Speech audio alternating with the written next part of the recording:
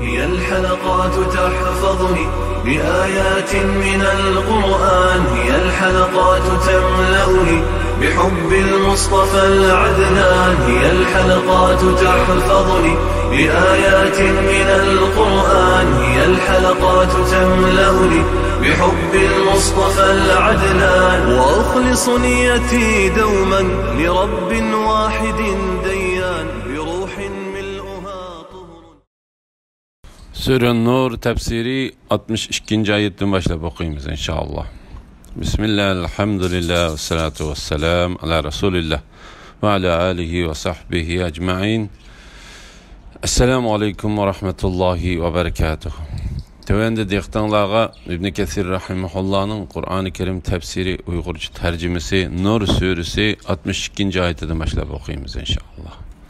Ba'de auzu billahi mineşşeytanirracim. Allah'a ve onun peygamberiga iman etgan kişiler kamil müminlerdir. Ular musulmonlarga foydali bir ish ustida maslahatlashish uchun payg'ambar bilan jam bo'lgan chaqlarda payg'ambardan ijozat so'ramaguncha ketib qolmaydi. Sendan ijozat so'raydiganlar Allohga va uning payg'ambariga iymon etadigan kishilardir. Ba'zi shaxsiy ish uchun ular sendan ijozat so'rasa, ularning ichidan sen xohlagan odamlarga ijozat bergin. Ularga sen Allah'tan mağfiret tilegin. Allah hakikaten nihayet mağfiret kılgıcıdır, nihayet mehribandır. Bir yerge toplashib turgan joydan qaytmoqchi bo'lganda ruxsat so'rash to'g'risida. Bu Allah Teala'nın müminlerge bildirgen edep kaidesidir. Allah Teala ularni xuddi ular uyga kirganda izni so'rashga buyurgandek chiqqandimi izni so'rashga buyurdi.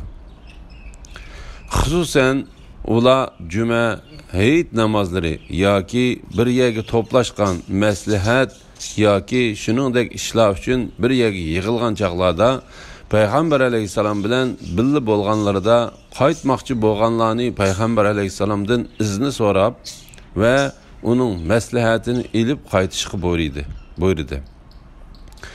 Kimiki shunda qilsa u kamil mu'minlardan hisoblanadi. Ondan Allah Teala peygamberini ularning ichidan izni so'rag'uchilarga xohlasa izni berishga buyurdi.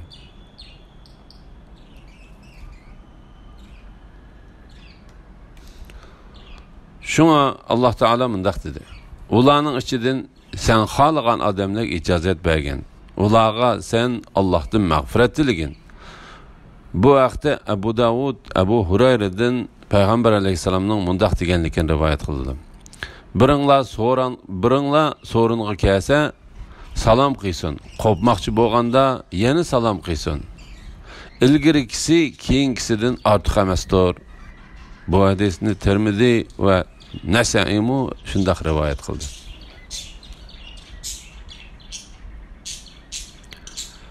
Ey mu'minlar, payg'ambarni sizlar bir-biringlarni chaqirgandek chaqirmanglar.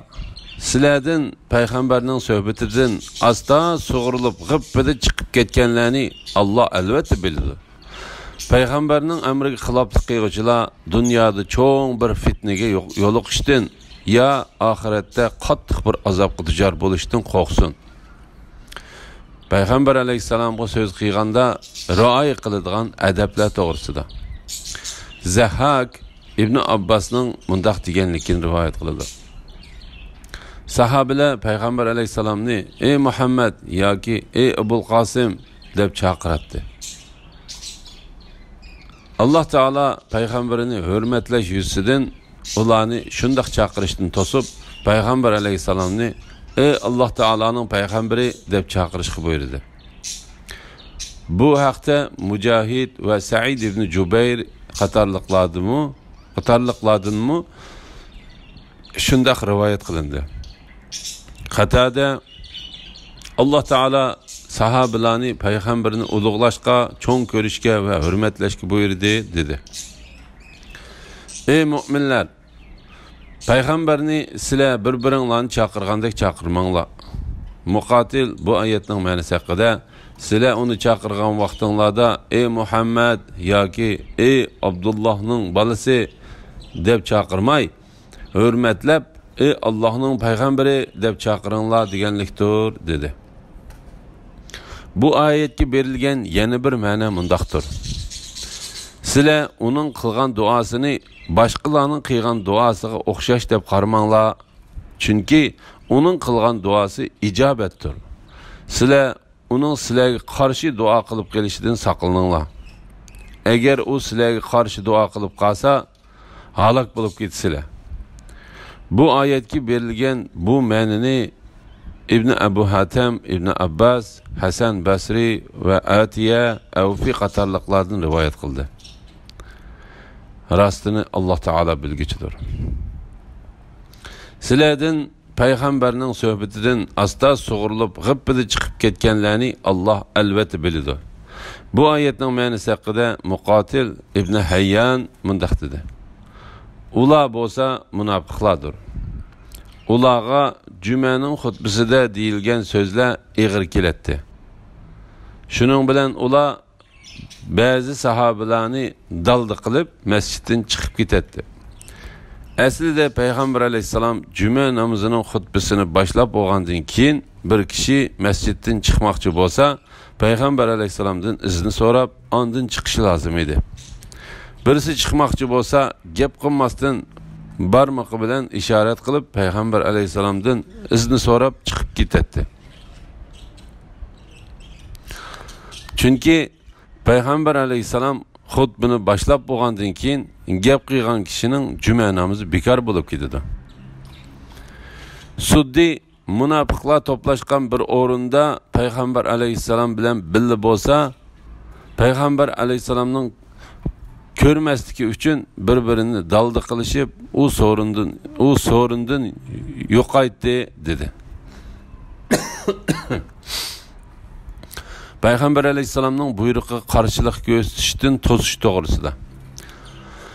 Payg'ambarning amriga xiloflik qilguvchilar, ya'ni uning yo'liga, prinsipiga va shariatiga qarshilik qilguvchilar dunyoda cho'ng bir fitnaga yo'liqishdan ya oxiratda qattiq bir azobga duchor bo'lishdan qo'rqsin.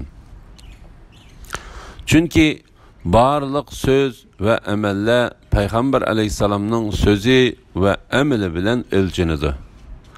Payg'ambar alayhisalomninkiga to'g'ri kelgini qabul qilindi.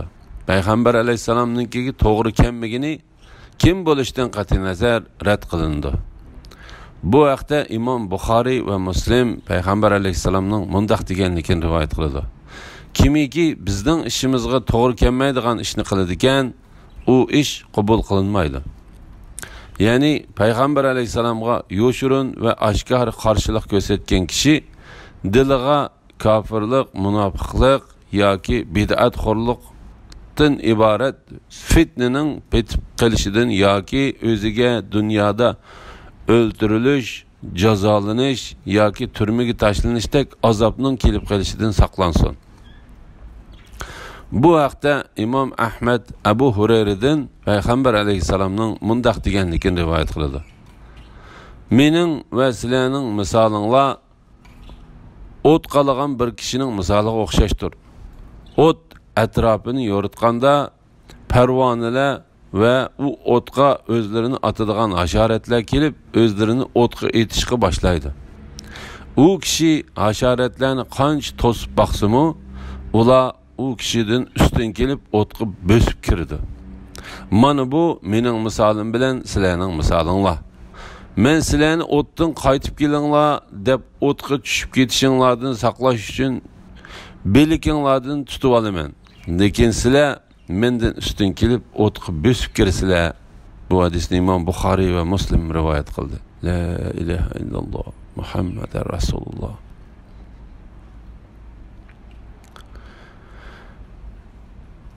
Bilinglarki, osmonlardagi va zimindagi narsalarning hammasi Allohningdir.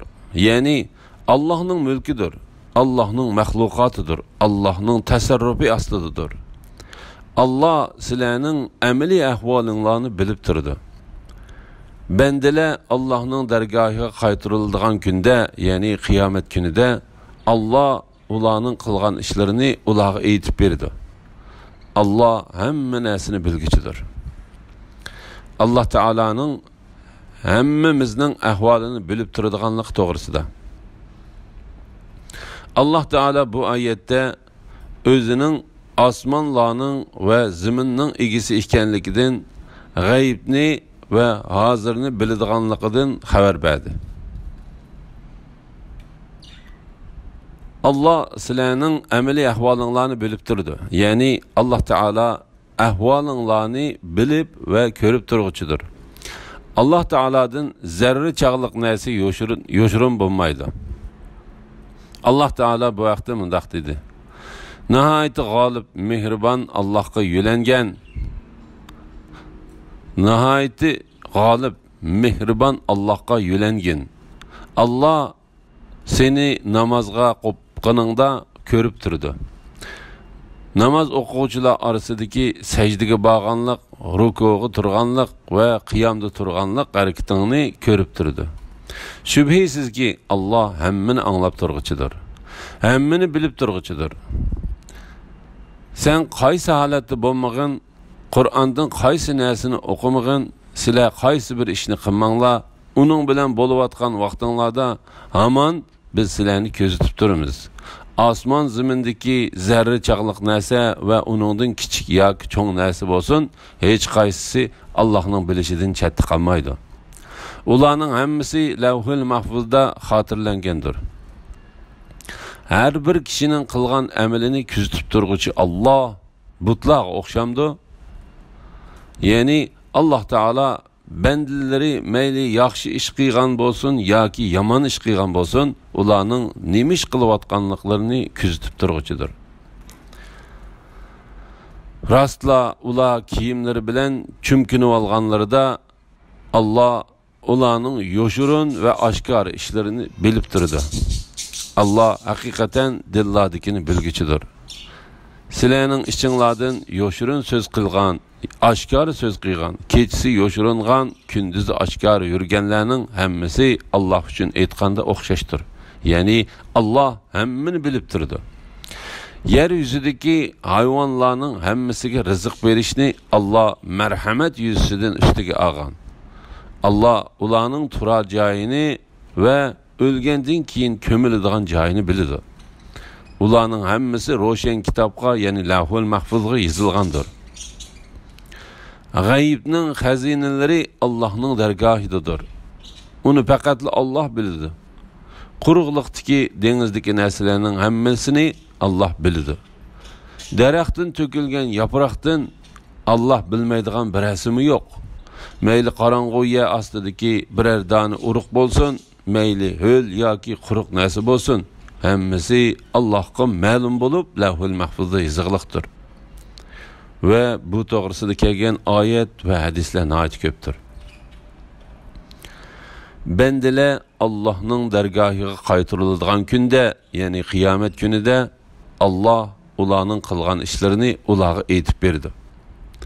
Ya'ni Allah Taala ularning dunyoda qilgan ishi mayli katta, mayli oddiy, mayli cho'ng yoki kichik bo'lsin, hammasini ularga aytib berdi.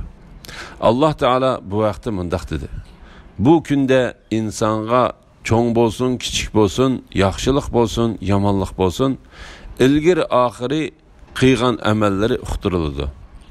Kishilarning nomi amali o'tirg'a qo'yiladi.